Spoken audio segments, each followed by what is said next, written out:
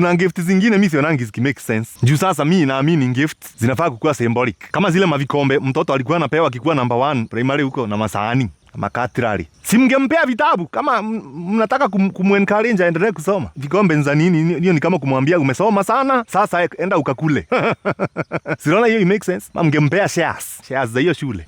By now angekuwa anateseka, comrade ameteseka na akiwa primary alikuwa anakuwa number 1, angekuwa anapata pesa hapa na pale. Sa shares. Unapata manager amefurahia sana na mfanyikazi wake. Badala ampe kitu kama ka laptop ama amnunulie kasuti ama kagari, anampea nduve. Wewe manager sasa unanitest. Wewe unijui. Wewe sasa ama unadhani hiyo nduve ni nini? Unadhani what do you think I'm going to do with that nduve? Juu mimi na nitalala. Napata police commander amefurahia sana na kazi ya askari. Unasikia amewanunulia kireti 7 za pombe. Sasa umeharibu sasa. Nani atatulinda hiyo siku? Unataka bunduki zitumiwa aje hiyo usiku? Juu sasa utakuwa unasikia afande anaua mosquito na pisto.